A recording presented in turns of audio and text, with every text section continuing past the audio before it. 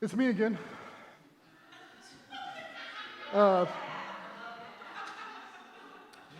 So where's my workaholics at? All right, a few hands. All right. Where are my people that have ever woken up thinking about their to-do list in the middle of the night? Okay. Where are those who have felt guilty and for being unproductive and for resting? Yeah.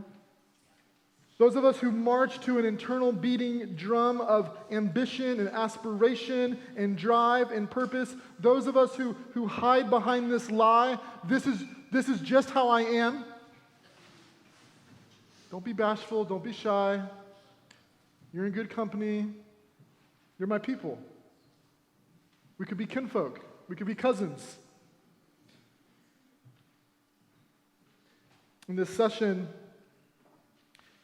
I want to share with you in the most loving and gentle way that I can to toil not. To toil not. It's the thing that we both love and hate about ourselves, isn't it? To toil not. Because if you do, all it will produce for you is a weary life. All it will produce for you is a weary life. Ecclesiastes chapter 2, flip over one page from where we just were, verses 18 through 26. This is our passage for this section, and it's in this passage that we see a personal testimony of a murmuring heart, of a weary heart, of a heart and a mind and a body that is walking around saying, all done now, all done. And it's in this section of this book of emotions that the author is shouting to us. He's beckoning us. He's begging us to reject a life of toil. That's the main theme of these passages, to reject a life of toil. Now that word toil, that's old school. Okay, we don't use that word a whole lot anymore, too often. But it's a word that means to work, or to labor, or to pursue, or to chase after something incessantly, non-stop. It's like a dog that has fleas and scratching itself. It can't help but do it. It cannot stop. This is what toiling is. Toiling is like I don't know if you ever saw that childhood movie Ice Age, right? Yeah. Toiling is the squirrel who chases the elusive acorn all throughout the movie. That's a picture of what toiling is. And the first way that our passage instructs us to reject a life of toil is by embracing an unfinished life. We gotta embrace an unfinished life. Look down at verses 18 and 19 with me. The teacher says, it's really encouraging, I hated all my work. I hated all my work. Now, this isn't just like hating one of those entry-level jobs, those dead-end jobs that we all had at one time or another. Rather, think of what he's talking about here as what we might consider to be our calling of a vocation. Something that he's been given in his life to do. Something that's become his life work. For us, it might be that thing that we've settled into and we've said, okay, this is who I am. This is what I'm doing. I'm raising children. I'm making humans and trying to get them through life. For others of us, it might be I'm working in this field or that field. I'm building this company. I'm serving this church. And I love verse 18 says I used to love it, but dang it, now I hate it. It's as if I have a love-hate relationship with it. What I once loved, I now hate. Verse 18, he says, I hated all my work that I labored at under the sun. This work that I poured my life into it. I gave myself over to it. This work that I esteemed and I labored at, I put sweat equity into, literally under the heat of the sun, this work that cost me dearly. I hate it because, look down in your Bibles, because I must leave it to the one who comes after me. In other words, I don't get to finish this thing. There is no satisfaction of completion. The finish line is a mirage. He goes on, he says in verse 19, he says, and who knows whether he will be, this person who's going to take over all my labors, who knows whether he's going to be wise or a fool? Yet he will take over all my work that I labored at skillfully under the sun. This person who I do not know, who perhaps will not be qualified, who has not put in the hours, is going to end up with it all? And with the strike of the gavel, he declares it all to be what's called hevel. He says this too is futile. It's a breath that's exhaled, that disappears. It's merely a vapor. You see, friends, the question that is being asked for us to consider this morning is this: will human will, ambition, and drive bring lasting fulfillment and satisfaction to our earthly lives? Can we find true purpose and accomplishment and contentment through the toiling of our lives? Can we find it? Like if we wake up early and we go to bed late and we accomplish all of our to-do lists and we get to the end of our day and everything is finished, everything is in its proper place, everything is away, it's been folded, it's been cleaned, it passes the white glove test of dust, all that is in as it should be. Have we truly and sincerely found life? Now, I'm not saying to stop caring for your home, right? Our God is a God of order and not chaos. Our home should be modeled after that, certainly. But what I am saying is that, and what the text is compelling us to understand this morning, is that we should be embracing the reality that our lives and our labors are a never-ending story. That this idea of once I finish this, or once I accomplish that, then I will fill in the blank, whatever it is. Then I'll feel satisfied. Then I'll feel accomplished. Then I'll feel safe. Then I'll feel restful. Friend, it's delusional. It's delusional.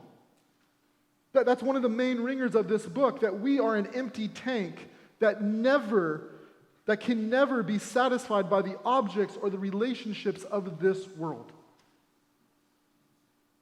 That's what this beautiful yet very gloomy confession of these self-imposed afflictions is speaking to us this morning. It's a mirage, friends. This idea that if you could just get your desk cleared off, if you could just get the tabs closed out, if you could just respond to all the emails, if you could just get caught up on the laundry or get this debt paid off or get into this type of relationship, then I will be satisfied. Then I will feel whole. Then I will be accomplished and have relief. God's word says it's fake relief.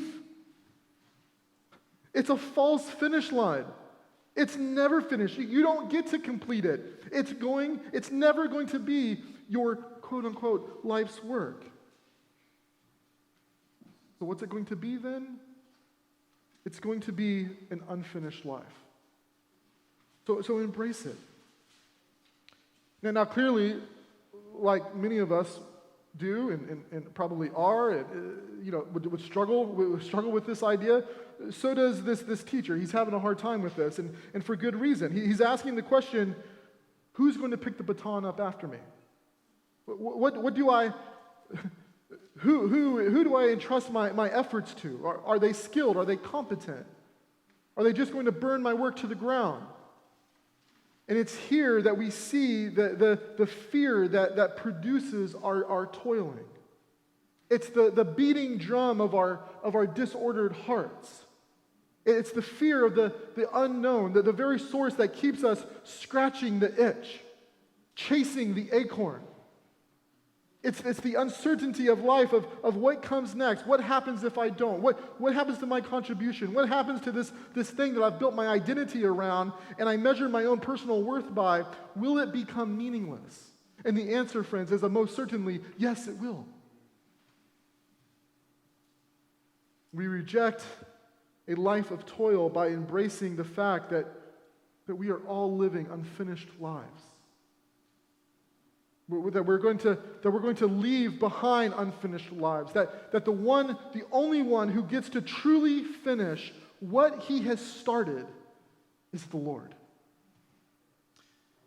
Not only must we embrace the unfinished life, but we also, here in verse 20 through 23, we see that we must pay attention to our inner life. We must pay attention to our inner life. In response to the first two verses, 18 and 19, the teacher now confesses some really ugly things to us. So some actually embarrassing things I think that probably we too often feel, but we don't really want anybody to know. Verse 20, he says, So I began to give myself over to despair. I sat down, I wrapped these fears and these insecurities around me like a blanket, and I just sat down in them, and I was there. It was in this place that I was thinking upon, he says in verse 20, all my work that I labored at under the sun, the things that I had done and the things that I have not done. He goes on and he says, when there is a person whose work was done with wisdom, knowledge, and skill, and he must give his portion to a person who has not worked for it, this too is futile and a great wrong. He says, this is offensive. This is not only just like unfortunate, this is offensive. It's unjust. It's not right. Verse 22, he says, for what does a person get with all his work and all his efforts that he labors at under the sun? What benefit is this? What does the hardest work and the greatest toil actually get you? Is not the reward supposed to be a job well done? Completion? He says, but there's none of that. I see a lack of reward. And then this brings us to verse 23, and it's in verse 23 that we see the true state of the weary heart. He says, for all his days are filled with grief, and his occupation is sorrowful. Even at night, his mind does not rest. This too is futile. He points out the absurdity of devoting one's life to chasing our tails and to running after the wind. Whether it's building an empire or it's raising children, whether it's pastoring a church or it's planting churches, we are reminded that we will be leaving it all behind. That we will leave behind, that we will be living an unfinished life, that we'll be handing our work off to people that we don't know, that everything that we are doing is going to be given away and enjoyed by others. And it's in this honest to God truth that brings our man to his lowest point of weariness. Notice what it does to him. It fills his days with grief. It fills his nights with insomnia, and it takes control of his occupation and fills it with sorrow. In his weariness, our man is he's discouraged, he's downhearted, he's downcast, he's dejected. He's all done. All done. All done now. What he had hoped that the pursuit of such things would produce for him, now he's at the end of his life and he's looking back and he's like, it didn't produce any of that. And in fact, I gave up everything that truly mattered for the things that I thought mattered, and I was a fool. Now, I don't know how many of us this morning would call ourselves fools, but I wonder how many of us day in and day out are wrestling with living lives of disordered priorities. How many of us can identify with this looming feeling of impending regret? Like, I don't know what it is, but I know it's coming. Wishing that we just could take back some time to do things differently than the way that we're doing them now. I wonder if any of us ever feel like we're living under a blanket of discouragement and dejection. Wondering if talking to ourselves, murmuring, wondering, how long, O Lord, must I continue in this? Well, it's these intense feelings of our inner life that we see that God has given us for a great purpose. They serve us as warning lights on the dashboard of our heart and our mind and our body and our spirit. We have these feelings for the purpose of identifying them and then learning what to do with them. And in the last 3 verses of this short passage, we get the glimpse of God-infused hope for what feels like our hopeless situations. Our third and final instruction for rejecting a life of toil is to rebel against the hurried life. To rebel against the hurried life. Look down in verse 24 with me. He says, "There is nothing better for a person than to eat and to drink and to enjoy his work." I've seen that even this is from God's hand. Because who can eat and who can enjoy life apart from him? For to the person who is pleasing in his sight, he gives wisdom. He gives it. He gives wisdom, knowledge, and joy. But to the sinner, he gives the task of toiling. He gives the task of gathering and accumulating. And where does all their toil go? Where does it end up? It says, to the one who is pleasing in God's sight. This too is futile in a pursuit of the wind. Now perhaps these verses, you're thinking, okay, this seems like a bit of a contradiction to each other. But my friend, it's actually here that our time together begins to turn a corner this morning. Where we're elevated out of the pit of despair and weariness. We've started as low as we can go. We've started with the teacher in the pit. And now, as we make our way through this survey of Ecclesiastes, what we learn is this: that everything that is detached from the Lord is futile and wearisome. But the most basic things attached to God are restorative and life-giving. Which means, friends, the solution to our weariness is not more time. It's not more vacation. It's not that I just need a beer or a smoke or a day off or to get away from the hurried life, but rather what we see is it's the reordering of our lives around what matters most. You see, it's the quiet life that serves as a balm for emotional healing. All those feelings and those warning lights that are going off on our dashboard. In a hurried life, it's the quiet places that are the first thing to go.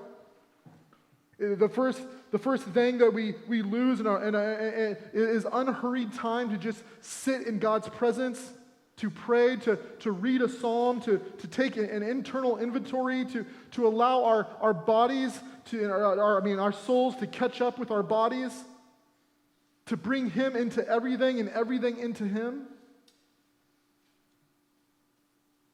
Recovering from weariness is actually fairly simple. We must create environments where, for attention and connection to God, we do this by rejecting living lives of distraction. Recognizing that there is more to life than just increasing its speed and its efficiency. And if this is true, then it's no wonder that my spirituality and my relationship with the Lord often feels shallow. Perhaps it's actually not him that has pulled away from me, but perhaps it's me that's pulled away from him. Perhaps I've forgotten that my relationship with God is no different than my relationship with anyone else. It takes me being fully present, distraction-free, time alone. It takes changing the scorecard of success. And this is what's beginning to happen in verses 23 and 26. The teacher is beginning to understand that it's God who is the one who gives gifts, and he is the one who gives the ability to enjoy gifts. But you see, when the teacher exploited the gifts of God independent or detached from God, he found that taking hold of them was like grabbing for the wind. He couldn't grab hold. They were elusive, which is a great warning for us. If we grab things, even good things, and neglect God in the pursuit of joy and pleasure, everything good in life will slip through our hands. But if we give thanks to the Father and we bring him into everything, walking with him shoulder to shoulder, being yoked to him, then friend, whatever we receive from him, whether it's food or drink or work, becomes a true gift from God that does not produce weariness, but it produces lasting joy. Oh, what a tragedy it would be to waste your life toiling. Friends, let us toil not, but find deep, abiding rest. Amen.